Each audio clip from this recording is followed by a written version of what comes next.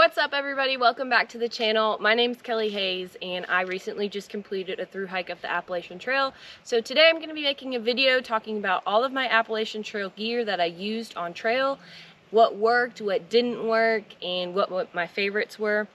I'm going to be doing a separate video talking about clothes and shoes and socks and stuff like that because there's just too much to fit into one video. But today we'll be talking strictly about gear. So let's get started. Alright, so I'm going to start off with my big three, which is my backpack, my sleeping bag, and my tent. So for the entire Appalachian Trail, I carried this Waymark Light 50-liter frameless backpack, and I absolutely loved it. So initially I was going to bring my Osprey Wren 50-liter frame pack, but Waymark reached out to me and sent me this pack, and I was a little worried because I'd never used a frameless pack before. I didn't know if it was going to be comfortable, but this carried so well on trail. Oh, there's a spider on it. Go away. And I loved using this. It fit all my gear perfectly. It was great for slack packing, which I did a lot of after my emergency surgery. And it just worked really well for me. Waymark doesn't actually still make this exact same pack. They've made some upgrades, but I loved this pack and I'm going to be keeping it forever. Let's see, so some of the features, it's not waterproof, it's water resistant. I would use a plastic bag liner to keep all of my stuff dry inside, but this material dried really fast if it got wet, so it really wasn't a problem there at all. I loved the two hip belt pockets. I'd keep my GoPro in this one, which is what I'm filming on right now. And then I'd keep like my headlamp and snacks in this other one. I also had a water bottle holder on the front. This is from Justin's Ultralight on Etsy. And by the way, I'm going to link everything in my description. If you guys see anything that you might want, there'll be Amazon links, Etsy links, and my lighter pack website that has all of my gear listed on it as well. Okay, so on this other side, I have this Gossamer Gear phone holder, and I loved this thing. I don't think I could do another backpacking trip without it. My phone lived in here, and again, I don't think this is waterproof, but it did good enough to keep my phone dry when it was raining a lot. And I would keep my pepper spray in this outside compartment, or I'd put my charger in there when I was charging my phone and hiking. So if you guys want a good backpack, I definitely would check out Waymark Gear. And they've got some really good packs. Next, I'm gonna be talking about my tent. So I use a big Agnes Tiger Wall UL2. So it's a 2-person tent.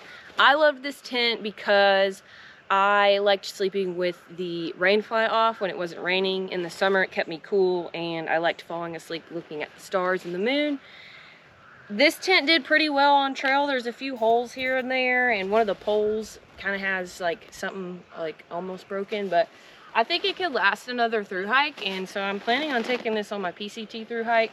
Really good tent, and I would highly recommend this for the trail. I'm not sure how much it weighs, but that'll be in my lighter pack too. And I also forgot to say that I used this Tyvek as my ground sheet under my tent. I bought a piece of Tyvek on eBay and put it out in my living room, put my tent over it, and just cut out the shape of my tent. So I definitely recommend the Tyvek. It's super light, and once you use it and like you use it and get it all crumbled up and stuff, it can like pack down really small.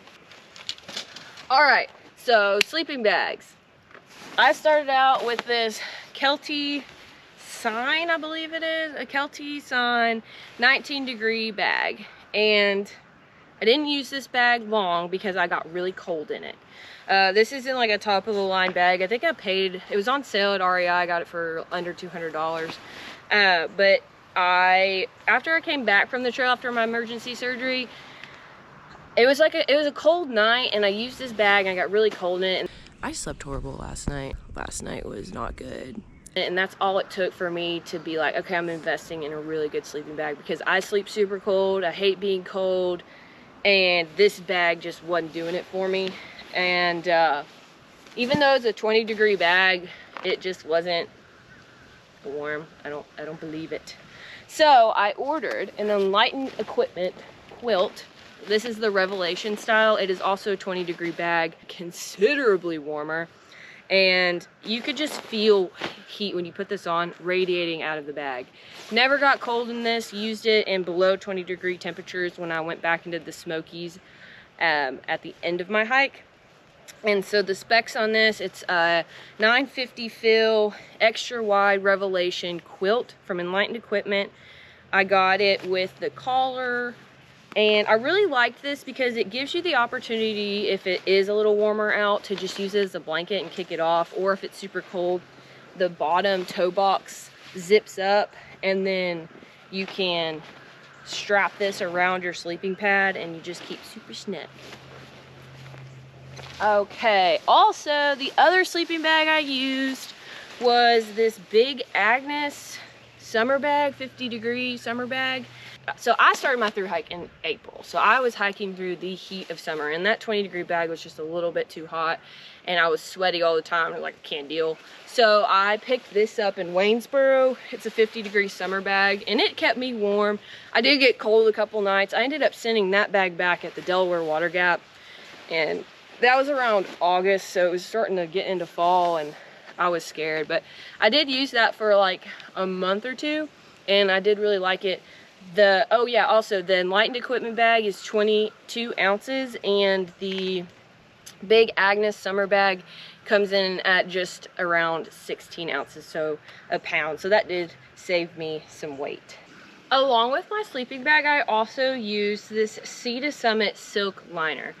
And this thing has seen better days. There's 2 huge holes in it that I need to patch for the PCT, but this did add about 5 to 10 degrees of warmth, believe it or not. And this was also good in the summer. If it was really hot, I would just use this sheet. And then it was also good at keeping my sleeping bags cleaner, because you get really gross on trail, and so it helped me to like not have to like worry about cleaning those all the time. I would just bring this to town and wash it. And I also used it like as a laundry bag. And then you do stay at questionable hostels and hotels on trail, so if I was a little sketched out if the sheets had actually been washed or not, I would just lay this down and sleep on that. So it worked really well. And of course it's raining. Okay, it started raining, so we had to move shop inside of the van. So I was going over my sleep stuff. So I showed you guys my sleeping bags, my liner, and now I'm going to show you my pillow. So this is my Sea to Summit Eros Pillow Premium Regular. So this pillow started out great, but I think the stitching broke, because now when you inflate it, I'll just inflate it for you guys really quickly. It turns into like a balloon, whereas it used to be like this flat, almost rectangular thing.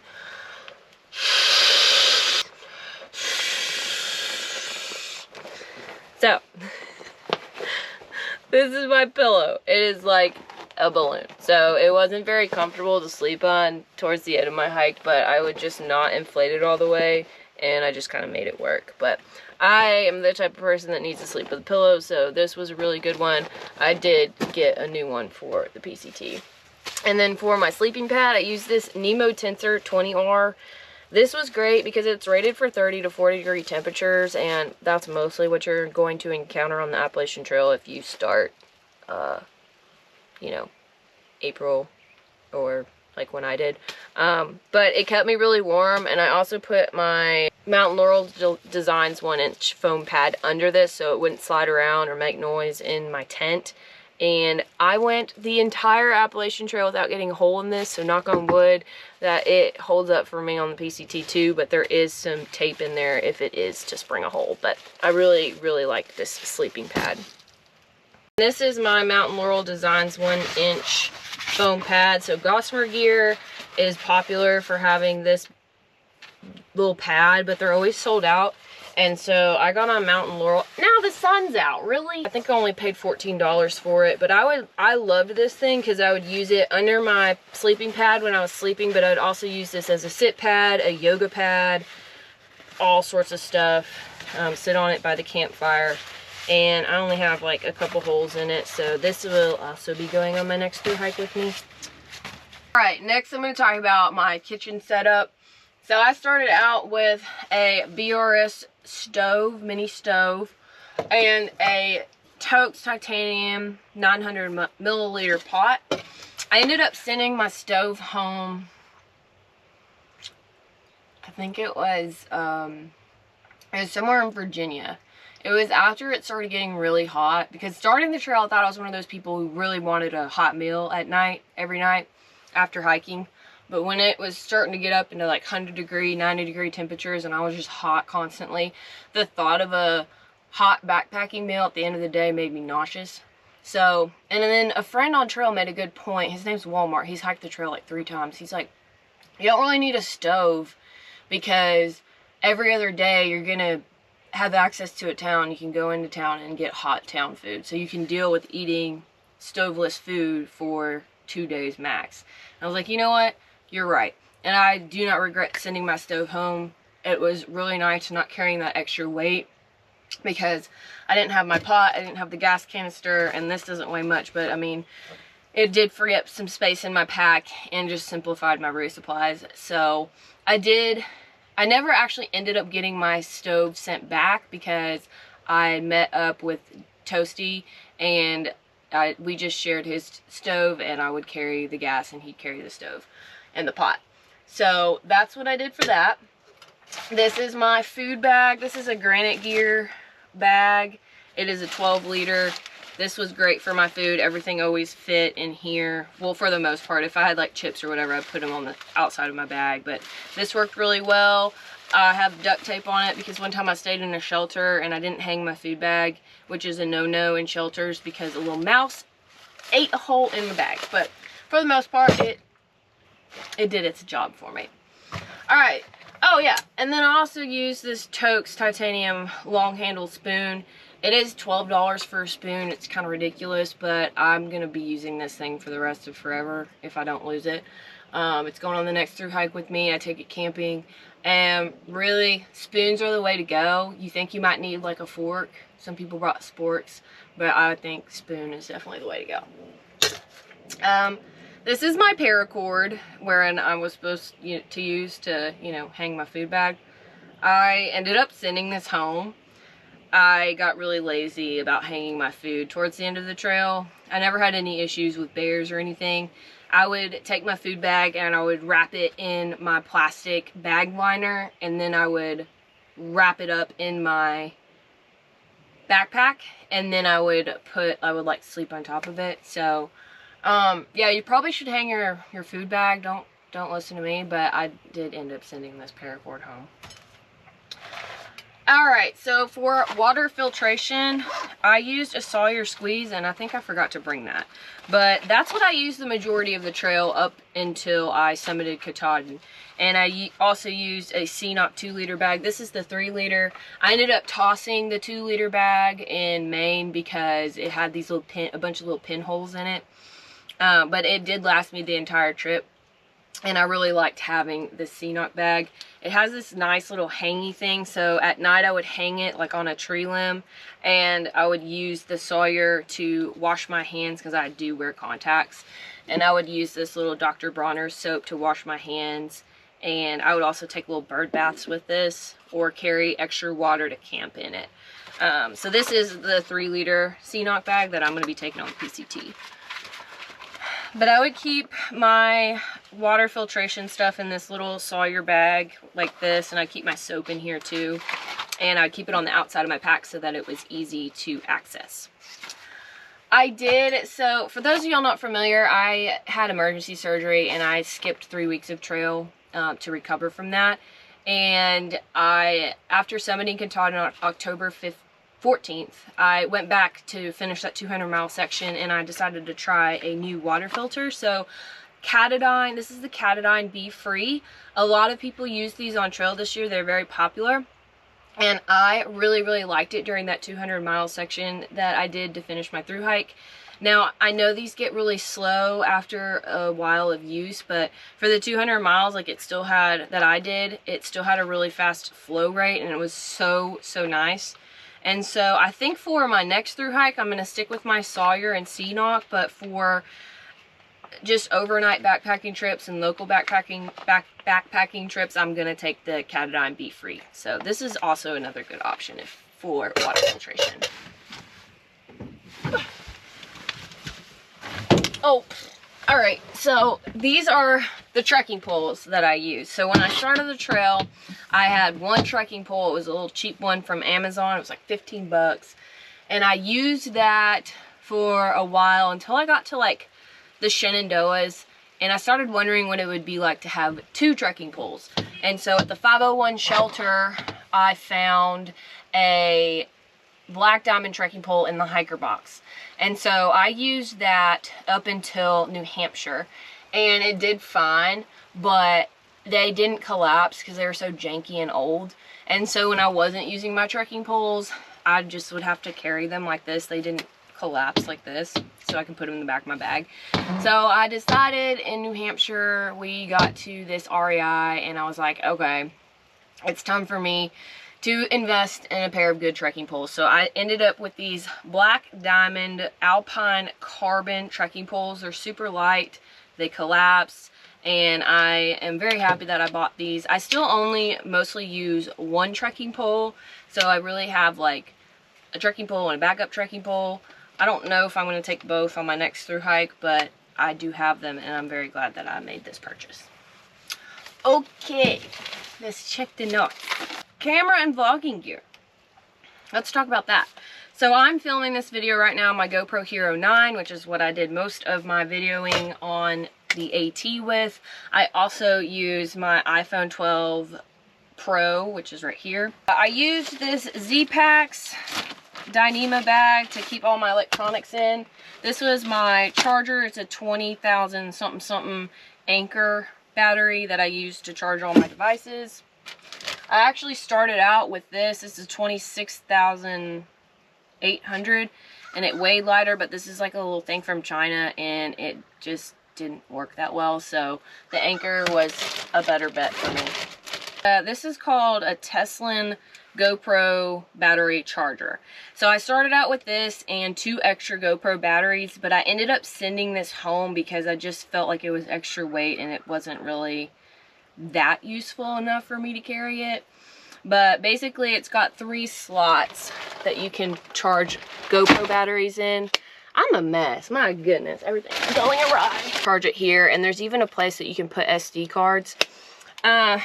It's a cool little gadget, and I'm definitely gonna use it when I'm like backpacking or van camping, but as far as through hiking, I think I'll do without it next time.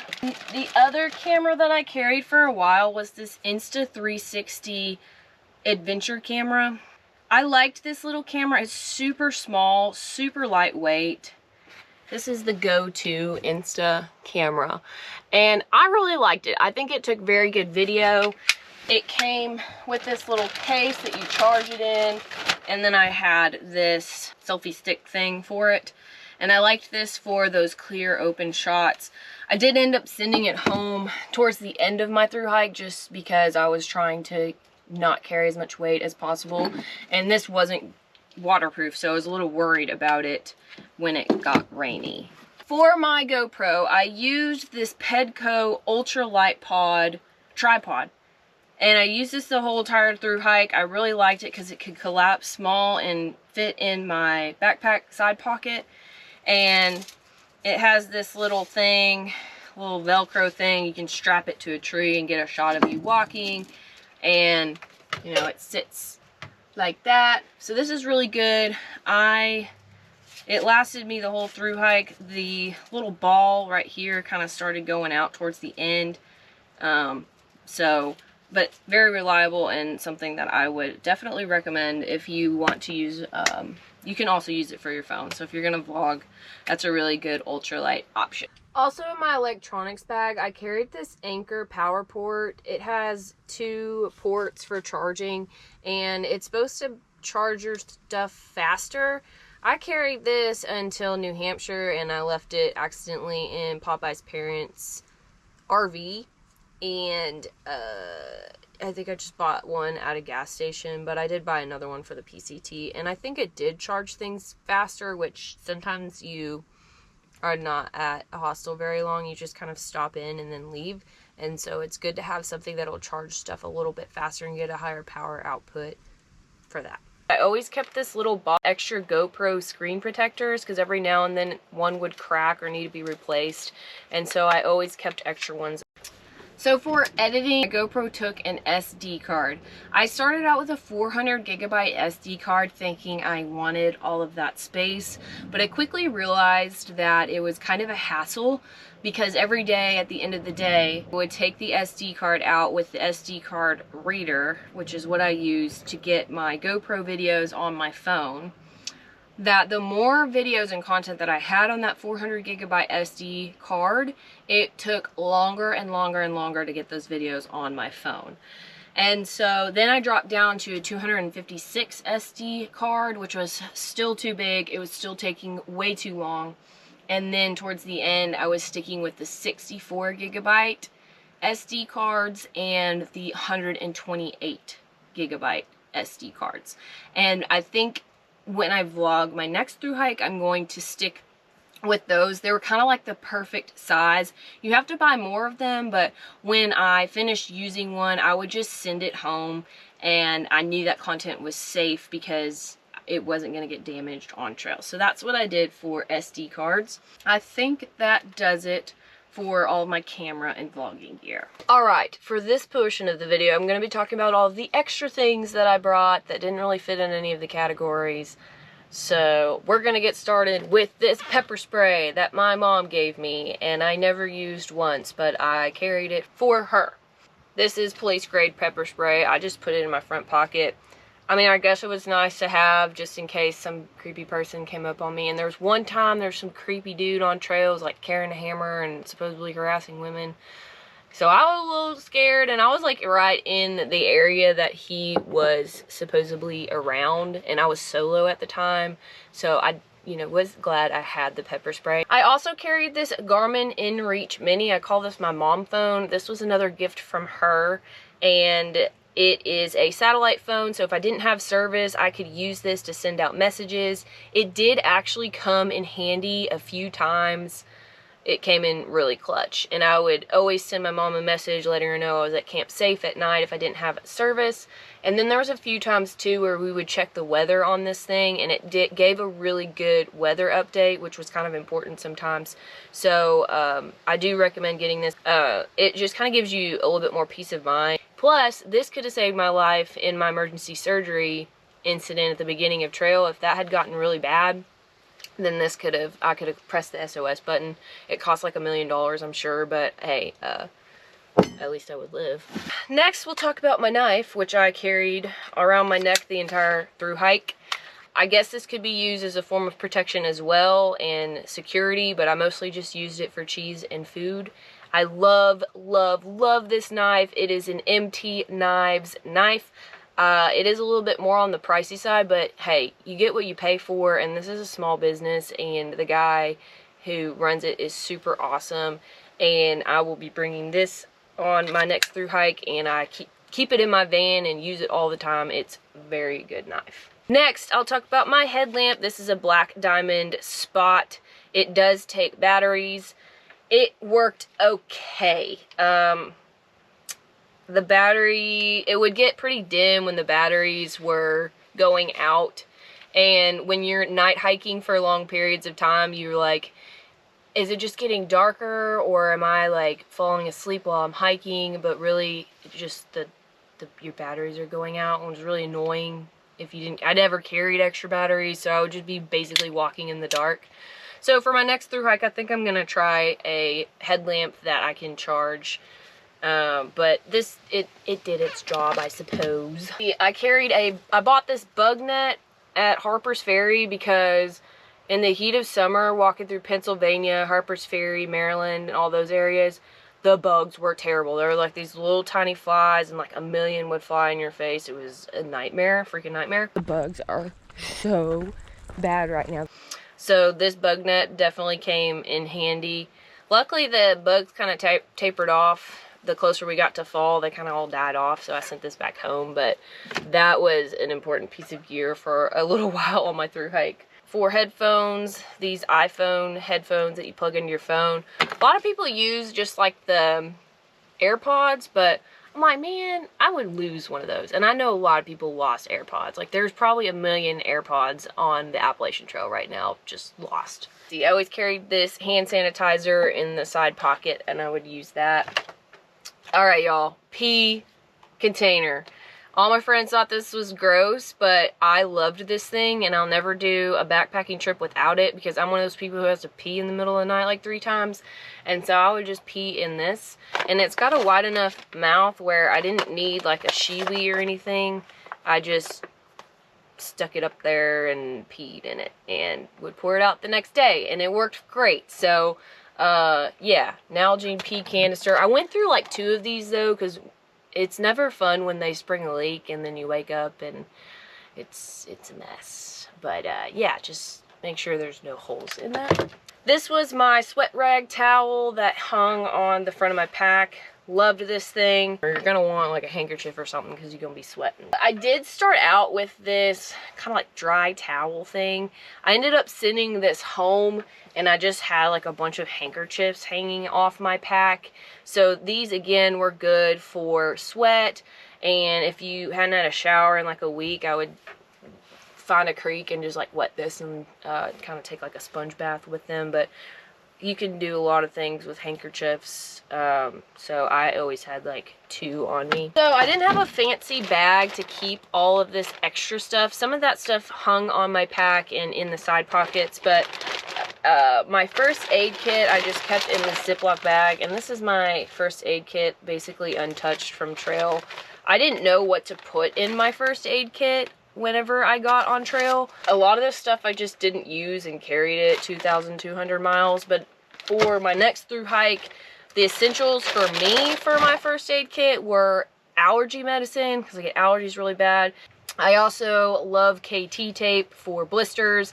At the beginning of the trail, you're probably gonna get blisters. It's just one of those things you deal with on trail, but KT tape helps a lot. You put it over your blister and it doesn't fall off. It'll stick on there. You take your next shower. Gauze pads are good to have just in case. I had an itch stick for bug bites. I got eaten alive on trail. Band-aids are another great thing to have in your first aid kit. It's really annoying when you scratch something and then you just bleed profusely forever and it gets all over everything, so the Band-aids really help. I also brought alcohol pads, diclofenac sodium topical gel. It's basically like a ibuprofen type cream. This helped so much. So if you have any aches or pains, I highly recommend buying this. So for toiletries, I don't have it with me, but I had a little Ziploc bag. It had a mirror in it, tweezers, and these tiny little toenail clippers that I found at the dollar store. I wear glasses. I'm blind without my contacts, so I carried my glasses in just this like very lightweight plastic glasses holder. I always carried contact solution and contacts so I can wear my contacts for a month. And I started out with a little travel size contact solution, but I ended up just doing this 4-ounce contact solution because it lasted longer, and sometimes it was hard to find contact solution if you weren't able to like get into town or whatever. I also had a hairbrush, and I just cut off the handle, and so it was just like the brush part that I would use. I also carried wipes. I got these a couple times. These are the Sea to Summit Wilderness wipes. These were good if you wanted to take kind of like a bath before bed, if you're like super gross. They're also good for digging cat holes. I tried a bunch of different wipes. I think these are the ones that I liked the best. This is a big one if you're a girl through hiking. So this is my Kula pea cloth. It is antimicrobial material, so it hangs outside of your pack like this, and this is one of my favorite pieces of gear. I guess it could have been considered a luxury item, but for the entire trail pretty much I carried lavender essential oil and patchouli essential oil. All right, so out of all the gear I just showed you, I would say that my favorite piece of gear is probably my backpack though. I just was so surprised at how great that frameless pack was. And then also the knife. I loved this knife. It's so multi-purpose, and it just it was a really good piece of gear to have on the trail. My least favorite gear, the Sea to Summit pillow, my little balloon over here. This was a disappointment, and I did not enjoy sleeping on a balloon every night, so I can't remember. I would say it filled about halfway through the trail, and I was too cheap to buy another one because these are freaking expensive. They're like 50 bucks. So that was annoying. Also, wasn't too impressed with my black diamond spot headlamp. Like I said, it got really dim really fast, and when I started hiking with Toasty, he would wear that one, and I would wear his night core, I think. So I did upgrade that piece of gear for my PCT through hike. Okay guys, well I think that wraps up today's video. Be on the lookout for my clothing gear video where I talk about every single piece of clothing that I wore and loved on the trail. I'm also going to be putting out a few other Appalachian Trail end of trail videos and also some PCT videos, so stay tuned for those. If you like this video, please subscribe, like, hit the bell. I don't know, I never say this stuff, but it is important and it helps my channel, so really appreciate if you guys do those things, and I will see you on the next one. Bye!